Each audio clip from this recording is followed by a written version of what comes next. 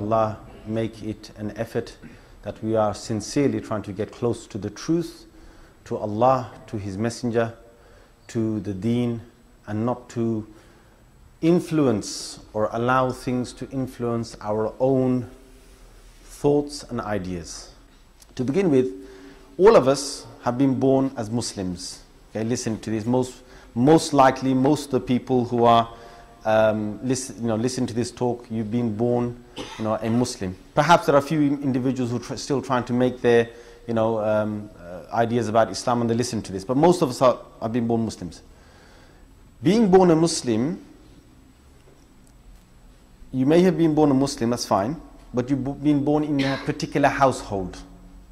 And being born in that particular household, your parents, my parents, they come from certain backgrounds, certain countries, and they have got certain influences and ideas, right, within the religion. We're not talking about ideas and things of cultural baggage and so on. We're talking about within the religion. They're already in different sects. Do you agree with me or not? You agree with me, right? Now, as I've been brought up, you've been brought up, we've come across a lot of stages of life.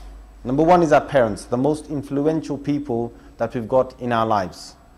Number two is our neighborhood, our close people to our parents, uncles, aunties, grandfathers, grandmothers, and so on. They're very influential, and they have a very big impact on our lives. In fact, they have the impact on our life when we can't even distinguish between right and wrong. It's a very important point I'm bringing up, right?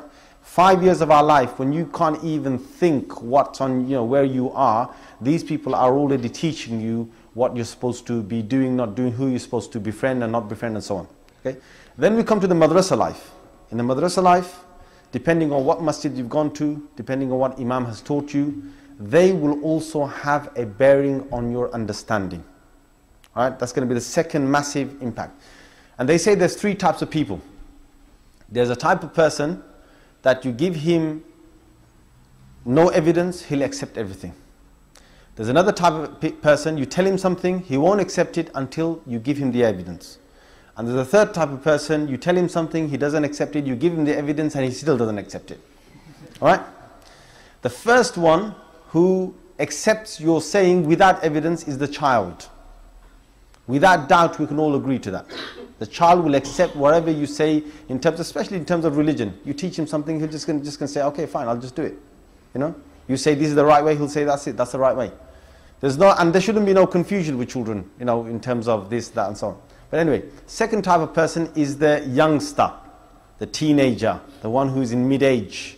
Yeah, all these different categories. Basically, I'm talking to you guys. Right? Will you give them the evidence? Then they'll accept it. You don't give no evidence, they can say, can't take that. Right? The third type of person who doesn't even accept it after giving the evidence is no offense to anyone who's at that age, but our chachas.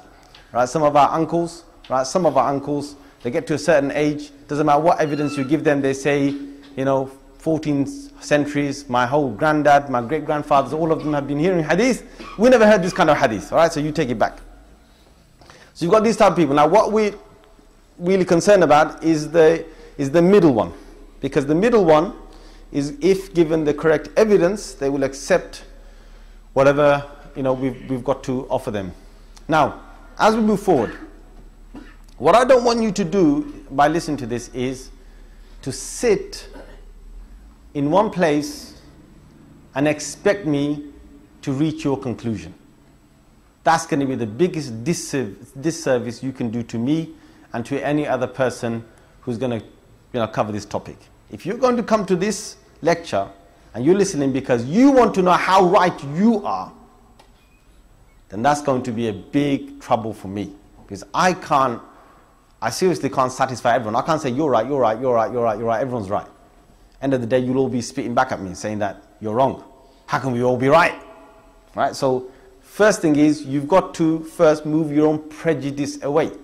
You've got to set aside, what you've got to set aside is, what you got by the age of 10, by the age of 12, by the age of 14, whether it's at home, whether it's at the madrasa, whatever you've got to first put that aside and listen to me with a clear ear.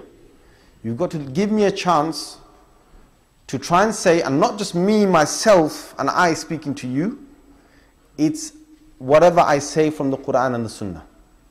Okay? You've got to basically have a clear mind and listen to this. You cannot put another sheikh's quotation, another fatwa in front of you, another culture in front of you, another, this parents and that thing and that all in front of me and say, but you're wrong. You can't do that. That's injustice. That's injustice to knowledge.